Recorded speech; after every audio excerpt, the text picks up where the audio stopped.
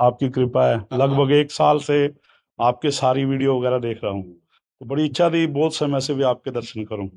बस इतनी कृपा कीजिए भी नजदीक भगवान के और ज्यादा हो जाए। कोई भी सिमरन आप जैसे भी आप कोई बताएं कि भी जिससे नजदीक हो जाए। देखो, हम इतना जानते हैं कि अगर गुरुवाणी पर दृढ़ निष्ठा कर लोगे जी महाराज जी। तो गुरु ग्रंथ साहब इतने समर्थ है कि आपकी फतेह कर देंगे। ये पक्का समझो। हम मतलब इस बात पर बहुत श्रद्धा रखते हैं जी महाराज जी। कि जो अपने गुरुदेव की वाणी पर चलता है उसे माया परास्त नहीं कर सकती। गुरु ग्रंथ साहब साक्षात गुरु स्वरूप है। खूब वाणी गायन कीजिए और चिंतन कीजिए। गुरु ग्रंथ साहब में बड़े बड़े महापुरुषों के अनुभव हैं, जी महाराज। आप उनको चिंतन कीजिए तो आपका हृदय गुरु ग्रंथ साहब के प्रभाव से जब प्रभावित होगा ना तो फतेह ही हो जाएगी। काम क्रोध लोभ मोह मद मत्सर माया ये गुरु वाणी के प्रभाव से भाग जाएंगे, हृदय को आकर्षित नहीं कर पाएंगे। पर एक सिद्धांत, जितना तुम दूसरों को सुख दोगे उतना ही गुरु साहब प्रसन्न होंगे, क्योंकि गुरु साहब सबके हृदय में बैठे हुए, ये ध्यान रखना है। ले बेटे, अखंड मंडलाकारम व्याप्तम येन चराचरम। देखो, संतों की महिमा इस बात में प्रकाशित होती है कि जो संतों पर चोट किए उन्होंने उनका मंगल कर दिया, गाली देने वाले को भी उसके पाप नष्ट कर दिए। कष्ट दिया जा रहा है उसका मंगल मना रहे, बस इसीलिए संतों की विशेष महिमा हो गई। जो सही दुख पर छिद्र दुरावा, बंदनी जेहि जग जस पावा, मुद मंगल में संत समाजू, जो जंग जंगम तीर्थ राजू।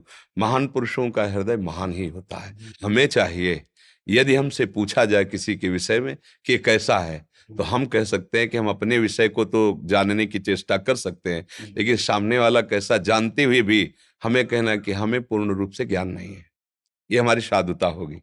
जो सही दुख पर छिद्र माने दोष, दुरावा माने छुपा लिया, तू अपने कर्म का भोगेगा। मेरी दृष्टि में, मेरे हृदय में तुम्हें नीचा दिखाने की बात नहीं आएगी।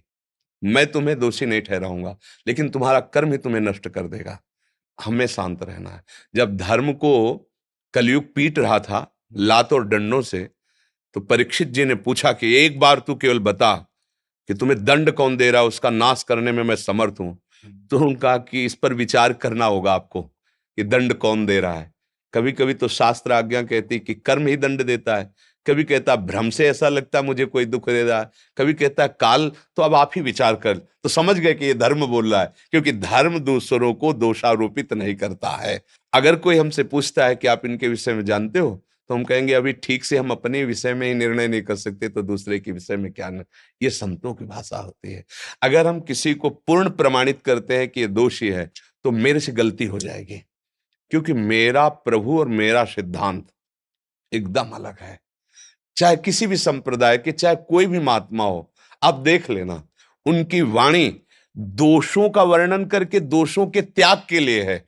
लेकिन जो दोषी है, यदि उससे पूछा जाए कि आप क्या दंड देना चाहते हो, तो उनके पास एक ही भाव होगा कि क्षमा करो इसे और भगवान इसको सद्बुद्धि दे, ये कुमार्ग को छोड़ करके सतमार्ग में चले, ये गुरुवाणी को स्वीकार करे, धर्म से चले। प्रायः महात्माओं की कोशिश।